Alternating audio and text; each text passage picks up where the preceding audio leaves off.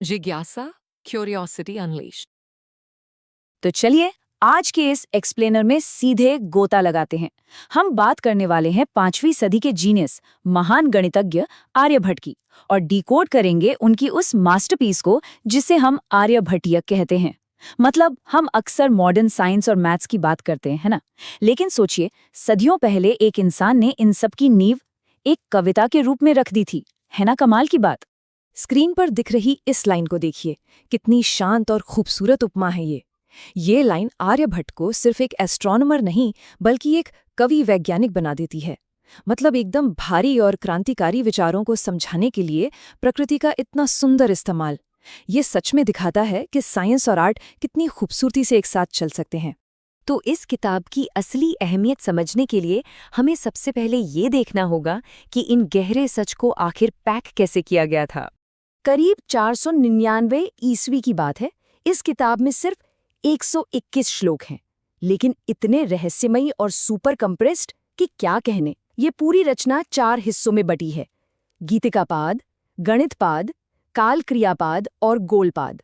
इतने कम शब्दों में कॉस्मोलॉजी से लेके मैथ्स और टाइम कैलकुलेशन तक लिटरली सब कुछ समेट दिया गया है। और यहाँ जो सबसे दिलचस्प बात है ना, वो ये है कि आर्यभट्ट ने नंबर वर्ड्स बनाने के लिए देवनागरी वर्णमाला का इस्तेमाल किया। मतलब व्यंजनों का इस्तेमाल नंबर्स के लिए और स्वरों का इस्तेमाल प्लेस वैल्यू के लिए। ये कोई छोटी मोटी बात नहीं थी। इस एक इनोवेशन ने एडवांस कैलकुलेशंस को तो मुमकिन बनाया ही, साथ ही उन्हें कविता लिखने की भी पूरी आज़ादी दे दी। चलिए अब गणितपाद की तरफ बढ़ते हैं और देखते हैं कि कैसे इस घनी कविता ने आज की ट्रिग्नोमेट्री यानी त्रिकोणमिति की नींव रखी। ये अर्ध ज्या या आधे धनुष की डोरी के कॉन्सेप्ट को कितने शानदार तरीके से दिखाता है।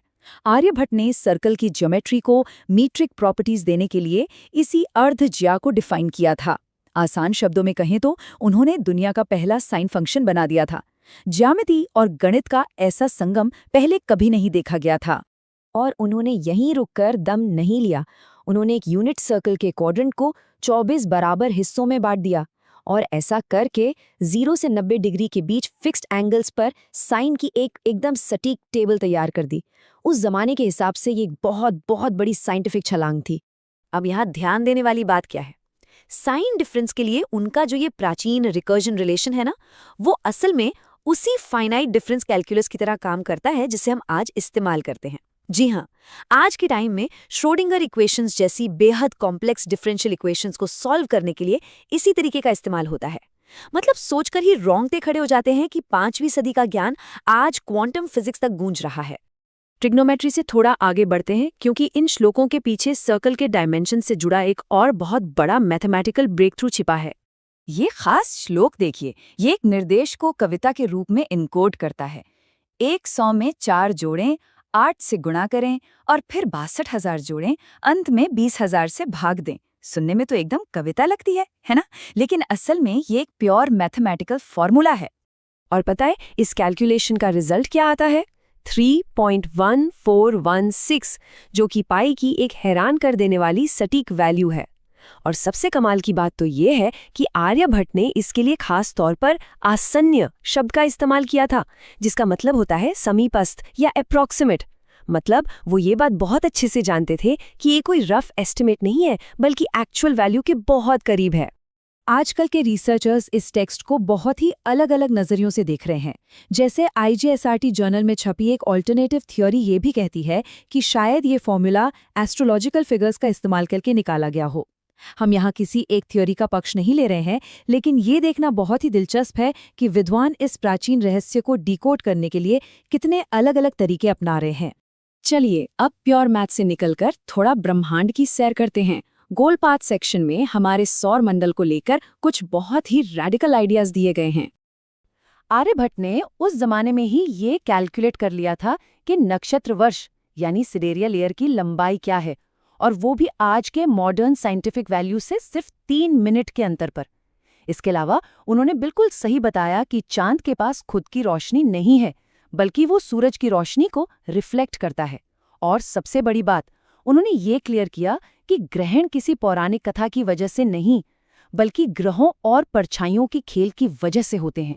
ये एक बहुत ही दिलचस्प और गर्मागर्म एकेडमिक डिबेट को सामने लाता है।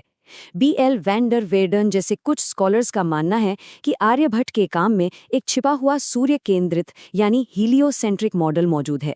लेकिन दूसरी तरफ कुछ इतिहासकार इसकी कड़ी आलोचना करते हैं। उनका कहना है कि ये आर्यभट्ट के स्पष्ट जियोसेंट्रिक लेखों के एकदम उलट है। डिबेट चाहे जो भी हो, ये साफ है कि उनका खगोलीय मॉडल कितना ज्यादा प्रभावशाली और जटिल था। आर्यभट्टीय का असली इम्पैक्ट समझना है तो हमें ये देखना होगा कि ये विचार भारत की सीमाओं से बाहर कैसे पहुंचे। जरा इस टाइमलाइन पर नजर डालिए। 499 ईस्वी में लिखी गई ये किताब लगभग 820 ईस्वी में मशहूर विद्वान अल ख्वारिज़मी के हाथों जिज अल अर्ज़बहर के नाम से अरबी में ट्रांसलेट हुई, और इसी ट्रांसलेशन ने आगे चलकर 12वीं सदी के यूरोप में हिंदू अरबी न्यूमरल सिस्टम अपनाने का रास्ता साफ किया। सोचिए, आज हम जो मॉडर्न मैथ्स और नंबर्स इस्तेमाल करते हैं ना, उनकी जड़ें कहीं ना कहीं इसी प्राचीन ग्रंथ से जुड़ी हुई हैं। आज भी जब स्कॉलर्स इस घनी गणितीय कविता की परतें खोलते हैं तो वो बस हैरान रह जाते हैं।